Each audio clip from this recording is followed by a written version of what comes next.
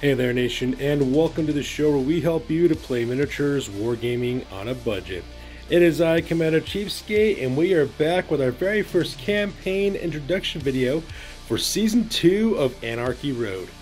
Now, for those of you guys who are tuning in for the very first time, in case you're unaware, Anarchy Road is our series that's dedicated to our Necromunda Battle Reports. Now, Season 1 was a little bit different than the current rule set. When I originally made that first season, there were no official rules for playing out in the Ash Wastes, and there were no vehicle rules either.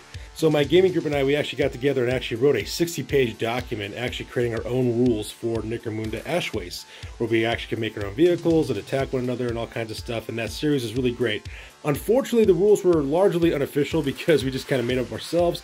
We took some inspiration from some other sources that came out previously in the mid-90s when those rules came out for the Ash Waste Nomads and such. So we actually created our own rule set and it was a blast. But now that Games Workshop has finally decided to adopt the Ash Waste and to actually make vehicles and stuff like that for it, we're finally going to actually do our series Season 2 this time using the official rules that Games Workshop has made. Now, of course, it's been kind of a dry spell on my channel for battle reports, and the reason why is because, unfortunately, during that dry spell, my friends and I, we just couldn't get together to get games in, unfortunately. Real life really hit my gaming group and I really hard. A couple of my friends got laid off from their jobs, for example, so obviously they're not going to be able to meet up on a usual basis because they're out there looking for jobs and looking for work, for example. Things in my work situation and my job actually went kind of crazy as well. I was unable to actually organize games, host games at my house and things. Some of my friends went through like knee replacement surgery, for example, on both of his knees, so he definitely couldn't play. So just a lot of real life things just unfortunately just came to a head. So because of for about, I would say 4 months, we couldn't really actually get together to actually play. So if you're wondering why for the longest time my channel there were no battle reports, that's the reason why. Now, luckily for us, as we now are starting to develop and things are starting to settle down again, we can start getting back together again on a usual basis again. So because that we can start picking up battle reports, which is really nice. Not being able to do so for a very long time really took its toll. But things are starting to stabilize now from our friends and I. We can start meeting on a regular basis again. So now, of course, we can start meeting up and playing games and making battle reports. And that's another thing about my friends and I. My gaming group and I, they're the real reason why I'm able to make content on my channel, really. It's because my friends and I, we kind of basement game. We just kind of play here at my place. We meet up, we play our battles, and luckily for me, my friends are nice enough for me to actually record our battles so that way we can put up on the channel. So they're like the main resource that I have for making a lot of the content that I have. And so, you know, when real life happens, you know, you can't really make stuff without your friends. So that's the reason why there was a dry spell for the longest time. So I really appreciate my friends being able to make time again to do this. So, you know, kudos to them and everything. I'm just so happy that things are starting to settle down again. It's just really nice to actually see them again, let alone not play games with them, but actually just see them on a regular basis again, which is actually kind of nice. So with that part over with the explanation about what's going on, here is our current setup. So this is Season 2 of Anarchy Road. There will be 6 gangs that will be participating in each of the in the campaign. And if you'll notice, the gangs are actually quite large. And the reason why that is the case is because with the Aranthian Succession campaign setting being set up, one of the cool things about that setting is that you can actually spend 2,000 points on your gang. And if you decide to go out the Ash Waste, it's additional 400 credits, so 2,400 points in total. So my gaming group and I decided to, why don't we just use that rule set to actually create our gangs and then start off right off the bat with pretty large gangs with a lot of equipment and vehicles and things, so that way we can use them in our campaigns. So that we don't spend much time struggling to get those resources. We could just start with a lot of resources right off the bat and then just build our gangs and make them even more epic. And that's exactly what we decided to do. So we have 6 gangs. Each one is worth 2,400 points, and they are kitted out to kill. So let's go over the overview real quick. So first of all, over here, this will be the Iron Mages gang. This is Thunrik's Profiteers. It is an Ironhead squat Prospector gang. Over here, this is my gang. This is the Chainbreakers. It is a Nurgle Corrupted Slave Ogryn gang that I will be playing. Right next to them is with the Kiddos gang. My little sister, the Kiddo, is playing this gang. This is the Jury of House Orlock. She'll be playing Orlock gang with that one. Right here in the middle, this will be for my friend Lady Domina. Lady Domina is playing a Helot Chaos Cult gang. This is the Flesh Carnival. It is a Helot Chaos Cult gang, and it's got 4 Ridge Runners in there, which are actually made by, made out with Amazon Toys. We'll talk about these gangs a little bit more in depth in a second. Over here will be my sister Shade. He's going to be playing the Ash Waste Nomads. These guys are called the Water Seekers. Really cool looking gang over here. And then lastly, we have the over here. Lastly, we have the Sisterhood of the Silent Sorrow. This is a House Cawdor Outcast gang, and of course, we don't really know who's going to play this one yet. The reason why is because, unfortunately, I got 5 people who've confirmed that they're going to play, including myself. So we really don't know who's going to play this one yet. This one is still up in the air. Like I said before, my friend's situation has just kind of like started to settle down now. So we're still trying to get people to commit to play one. So we have a 6th game that'll be definitely on here. We know this is going to be definitely a 6th gang. And at the same time, we also know that I have at least 5 people who are going to play in this campaign as well. And we just got to figure out who this 6th person is going to be. So I do apologize for not knowing who's going to play it yet, because we really don't know yet. But that's okay, though. Originally, my friend Screw the Emo was going to play this game originally, but then he kind of fell out because his work situation has kind of changed since then, so he won't be able to come in as he usually does. So that's the reason why. So this game was actually made up to be used, but we're not really sure who's going to play it yet as well. So these are the 6 gangs that will be participating in our Ash Waste campaign, and we can't wait to see exactly what ends up happening. So what's going to happen is this. So what's going to happen is I'm going to change up the format a little bit. I'm actually going to show you guys videos of each of the individual gangs, and then we'll talk about exactly which gangs will be played by, which the gangs have, what their starting equipment, and who their fighters are and such. And then, of course, we'll move on from there. So with that being said, let's get this next section on a roll. Oh, and because that part will be a little bit longer, if you want to see exactly what the gang is taking, I will put timestamps down below in the description box, so that way you can see what gang you want to look at specifically and see how it's equipped. All right, so let's get that video going. Alright, so the very first gang we're going to talk about is Thunrik's Profiteers, which is the Ironhead Squat Prospectors gang that's going to be played in our campaign. So here's an overhead view of the entirety of the gang real quick. So starting with the vehicles. First of all, in the center of that vehicle is called Halvard the Darkstar. It is crewed by a Gearhead. At the same time, it's also a Rock Grinder. The driver, Halvard the Darkstar, he actually has photo goggles, and the Rock Grinder is equipped with twin-linked autocannons, a Rock Grinder ram, as well as a weapon stash for easier ammo reloads. At the same time, it's also got tire claws for handling. It's also got a nitro burner for +1 movement, and it's also has smoke vents, so that way enemies suffer a -1 hit against it. Now on either side of it are 2 other walker vehicles. These are actually crewed by 2 more gearheads. On the left hand side we have Halgarak Ashdek. He's a gearhead who operates with a photo goggle. He also has a walker as well as a transport bin on that walker with extra armor. He has nitro burners for +1 movement, mining laser for offensive capabilities, as well as boarding ramp. And on the right hand side is Tholian Razorhull, another gearhead who pilots a walker custom vehicle. He's also got photo goggles as well. Now the walker also has transport bed, extra armor. It's also got nitro burners as well as a mining laser, as well as a boarding ramp. And that makes up the vehicles that operates for Thunrik's Profiteers. So moving on to the fighters now. On the left hand side, that fighter's name is Kazgan Draxcure. He is a Drillkin. He's equipped with mesh armor as well as a power axe and an Ironhead stub gun with dum-dum rounds for close to medium range shooting. Now moving on to the actual vehicle as well as the crew members who are aboard it. Starting on the back, that is Bjorgen Thunrik. He is the charter master for this gang. He's equipped with mesh armor. He's also got an Ironhead flamer as well as Ironhead stub gun and dum-dum rounds for backup weapon, and he has the Iron Will skill, so that way they have -1 to their bottle tests if they should ever take it. Now right in front of him on the right hand side, that is Deadeye Lund. He is a Drillkin. He's also the gang specialist. He's also equipped with mesh armor, and he's also got an Ironhead Melt-A-Gun as well. And on the left hand side, that is Galdan Rivet Fray. He's one of the drill masters in this gang. He's armed with the mesh armor as well as a Ironhead bolt gun with an Ironhead stub gun, dum-dum rounds for a backup weapon, and he's got the dependable like kin special skill. Now it won't really help him out on the unstable rolls because I don't believe anybody in this gang has unstable weapons, but it will help him to reload his ammo rolls with his Ironhead bolt gun, especially since there's a weapon stash on board this vehicle, which will give him a 4-up armor roll. And then of course right in front is Enric Ironhell, another drill master, once again armed with mesh armor, Ironhead bolt gun, and Ironhead stub gun with dum-dum rounds for a backup weapon, as well as dependable like kin skill. And then finally, on the right-hand side, we have the very last of the fighters. His name is Floki Crazy Eyes. He'll be on board Tholian Razorhull's walker. That character is also a Drillkin. He's got mesh armor as well as a power axe and an Ironhead stub gun with dum-dum rounds. And that pretty much makes up the gang list at the beginning of our Season 2 of Anarchy Road. Alright, so let's go ahead and talk about my gang real quick. So the gang that I will be playing in Season 2 of Anarchy Road are the Chainbreakers. They are a Nurgle corrupted slave Ogryns gang. And so one of the things I thought was really cool about this idea of the gang was to play slave Ogryns. I wanted to try these guys out in the Ash Waste campaign to see if they can actually be used. I know a lot of people in my local game store were actually talking about they're actually doing some trash talking about these slave Ogryns, saying how like they're so uncompetitive and how like they're like a weaker tier list and stuff.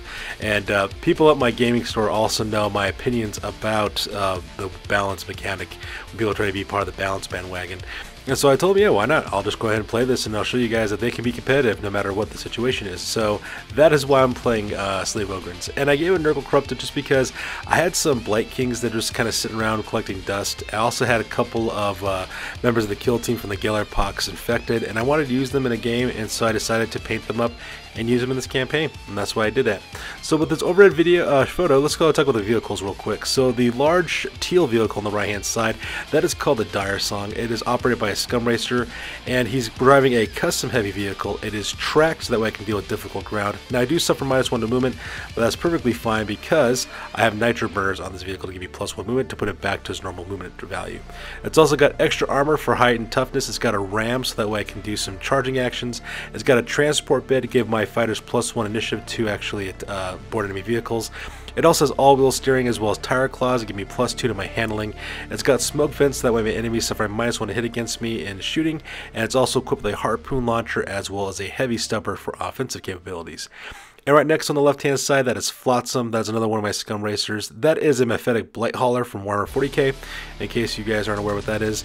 And it's going to be my custom medium vehicle. It's also tracked as well, so that we can deal with difficult ground. It's equipped with a grenade launcher, equipped with both frag as well as crack grenades. It's got a transport bed so that way I can carry one of my fighters in case I need to do some boarding actions. It's also got nitro burners for +1 movement, so that way it's back up to its normal 6 instrument value. It's got smoke vents, that way enemies suffer -1 to hit against it in shooting, and it's also got boarding ramps to give me that +1 to board enemy vehicles as well.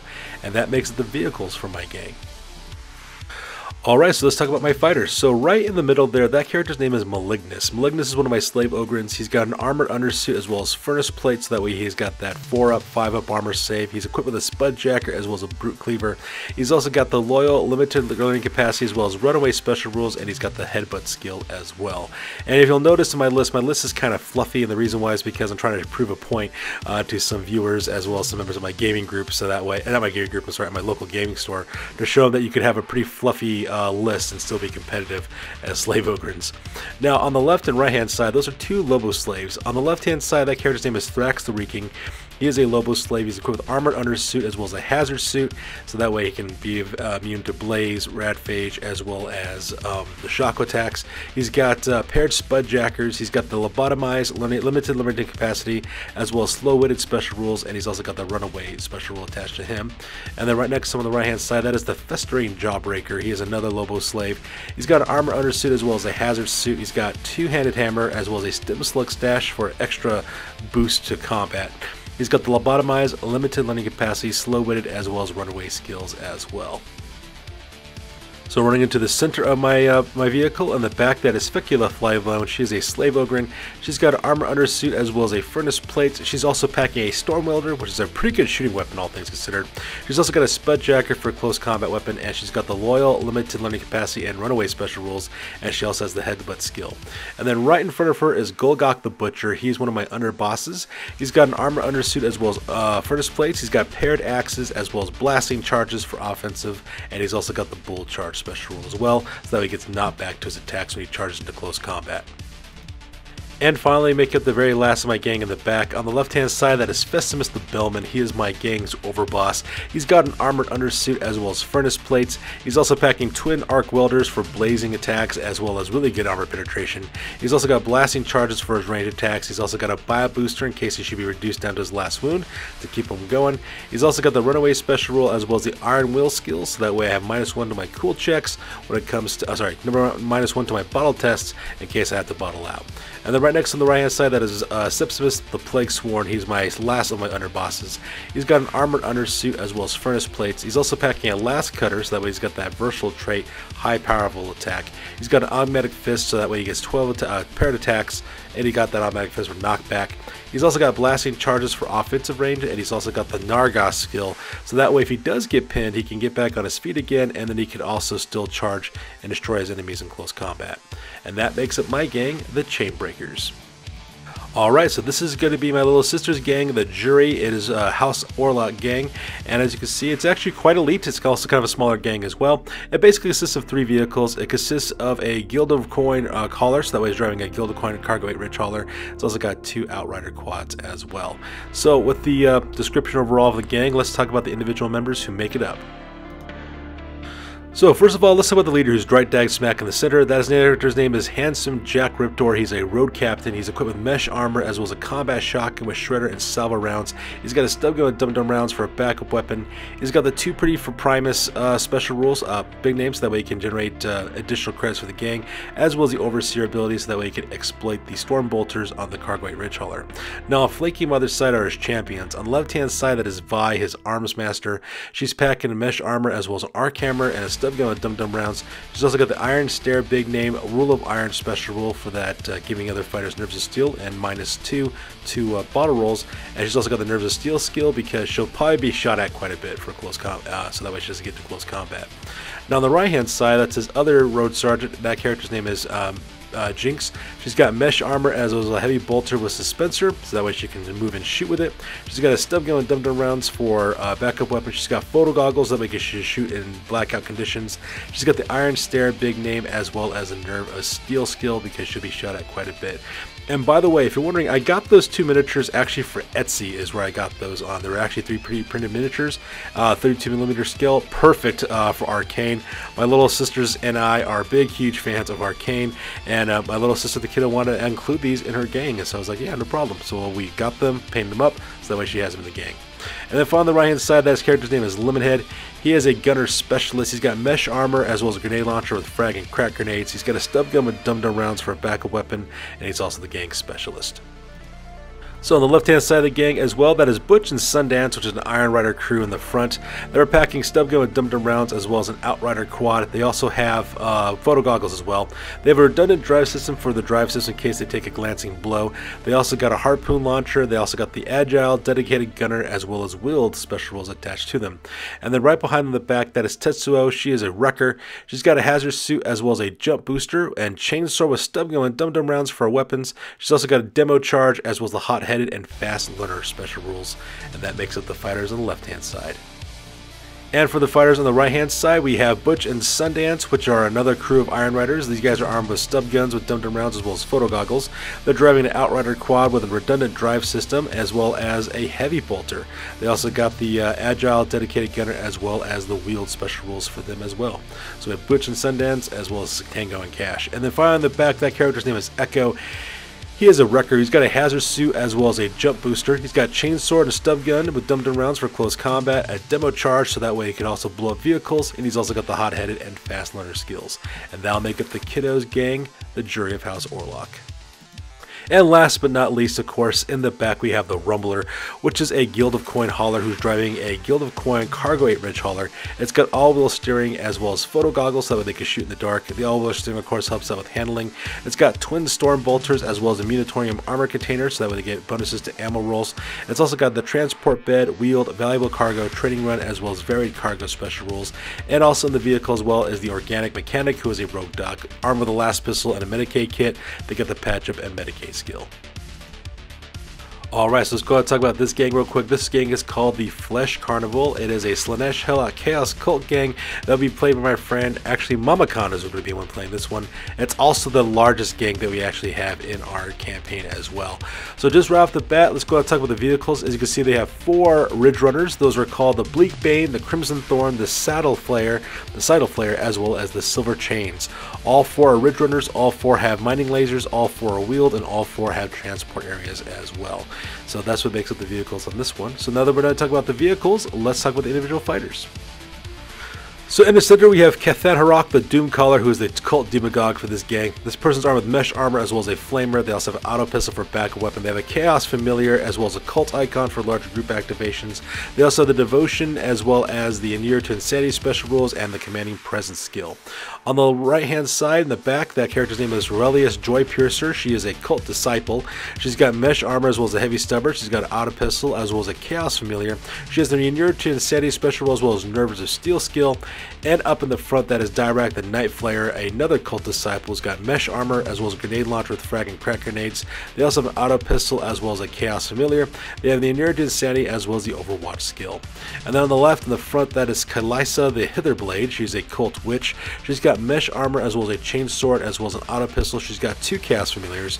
She's got the Psychic special rule, a Inure to Insanity special rule. She's got the Fixer skill as well as a Dark Shield psychic power. And then on the back there on the left, that is Kalel of the Raptors. He is a Helot Chaos Specialist. He's got mesh armor as well as a flamer and auto pistol for backup weapon, and he's also the gang's specialist. So on the left hand side we have Ravar as well as Creephook. Both those guys are Helot cultists armed with auto pistols as well as axes. Up in the front is Racked Laces, a Helot cultist who's got an auto gun as well as a knife.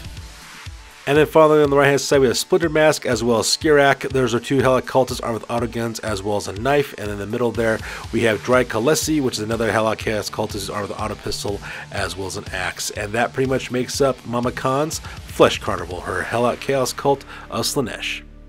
Alright, so up next we're going to be talking about Dark Lord Mac. He's going to be playing the Water Seekers, which is an Ash Waste Nomad gang.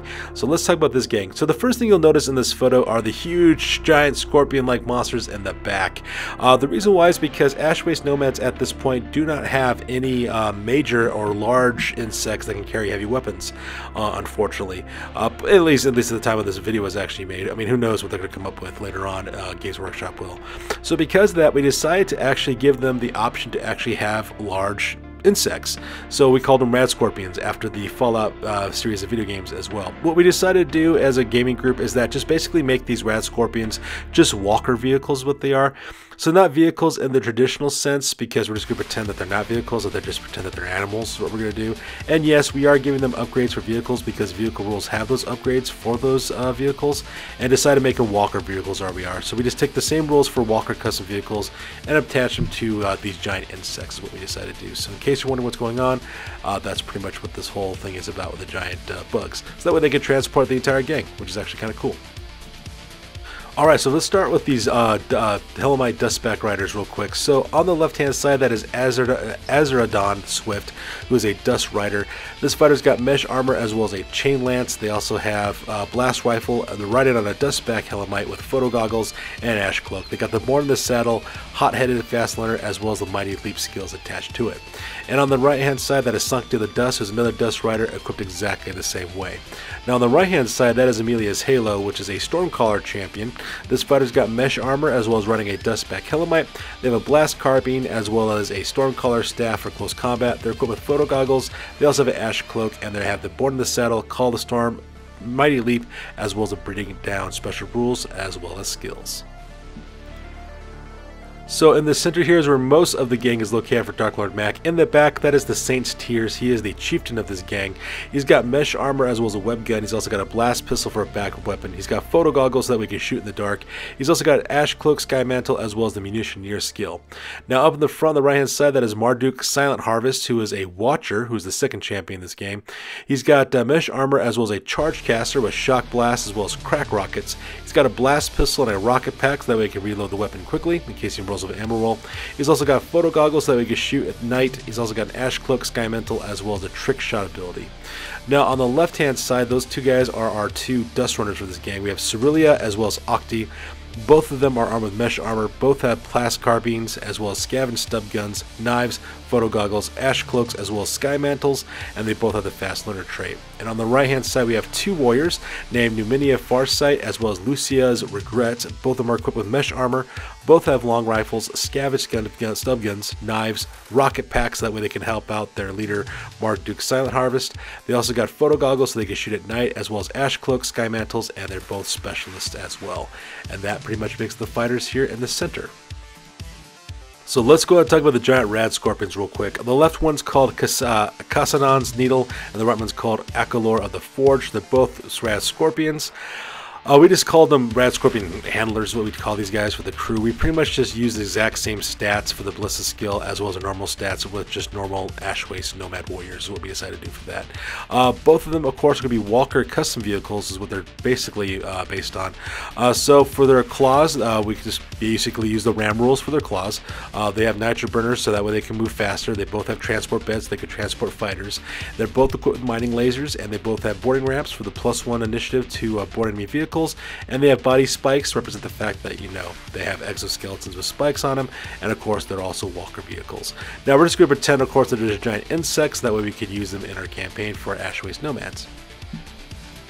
And then finally we have the Sisterhood of the Silent Sorrow, which is a House Cawdor Outcast gang. This one's actually kind of a neat gang. No one's really claimed to play this one yet. I'm still looking for a player to actually play this one, so let's go ahead and talk about this gang's contents. So first of all, I'll start with the vehicles. On the right hand side, that is called the Harrier, is occupied by Scum Racer. It is a Walker custom vehicle with extra armor, nitro burners for +1 movement, smoke vents for -1 hit against and shooting, as well as a mining laser for offensive capabilities. And in the middle there, that vehicle is called the Destroyer. It is operated by a guild of coin hauler. It is a Chronos pattern iron crawler, so it is tracked. It's also got a large transport cage, twin heavy stubbers, a blade of armor, reinforced armor, a weapon stash to increase the ammo save, ammo rolls. It's also got all-wheel steering and nitro burner, as well as smoke vents for -1 hit against. It's also got the valuable cargo as well as the trade run special rules attached to it. And that makes the vehicles for the Sisterhood of the Silent Sorrow. Alright, so let's talk about the fighters. So up on the left hand side, that fighter is called the Penitent. This character is an outcast scum with mesh armor as well as a gutter forged cloak, so they got 4 up, 5 up. They got 4 up armor save with a 5 environmental save. And she's also packing an Eviscerator, which is a massive chainsaw with a flamethrower. Up in the front as well as the Duelist, another outcast scum. She's got mesh armor as well as a gutter forged cloak for that larger armor save. She's also got an auto pistol as well as a great sword for close combat. And then finally, right next to her on the right hand side, that character is armed with a flamer auto pistol. That character is called the Purgatus. She is an outcast champion. She's also a weird. She's also got mesh armor, a gutter forged cloak, a combo weapon, which is a combination of auto gun as well as flamer. She's also got an auto pistol for a backup weapon. She's got the telekinesis force shield ability. So continue on with the center of the vehicle and the cargo container in the bottom there. On the left hand side in the back, that is the Condemner. She's another outcast champion. She's also a weird archetype. She's got mesh armor as well as a gutter forged cloak. She's also got a grenade launcher with frag and crack grenades, as well as an auto pistol for backup. She's also got the telekinesis force shield ability as well. Now right next to her on the front, right in front of her, that character is called the I believe that character is called the Preceptor. She's an outcast scum. She's got mesh armor as well as gutter forged cloak. She's got a two-handed hammer with an exterminator as well as an auto pistol for backup. And then right next to her on the right hand side, we also have the Dialogus as well as the Militant. They're both equipped exactly the same.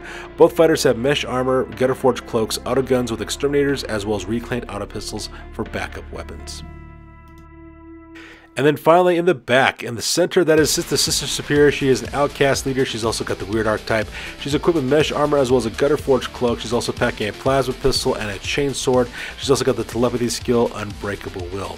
Now next to her on the left hand side, that character is called the Reliquarius. She's an outcast scum. She's got mesh armor as well as a gutter forged cloak. She's armed with a Cawdor polearm / blunderbuss with grape as well as purgation shot. And then right next to her on the right hand side, that is the Exactor, another outcast scum who's armed with mesh armor, gutter forged cloak. She's also got an auto pistol as well as twin flails, and that makes up the Sisterhood of the Silent Sorrow. Alright, so that makes up the gangs and the list that each of the gangs will be taking for our very first campaign, our second campaign of Anarchy Road, our second season of Necromunda Battle Reports. And I'm really looking forward to seeing exactly what is happening. And of course, as new materials are being constantly dropped by Games Workshop, of course, we'll try to adjust and see if we can use those materials in our campaign as the campaign develops. But for the most part, though, it looks like it's going to be 6 players in this campaign. But like I said before, it's because I just don't have as many participants this time around, unfortunately. But that's okay, though, you know, because, you know, real life happens, and if real life happens, you know, you can just make the best of it, you know, and that's the way life goes.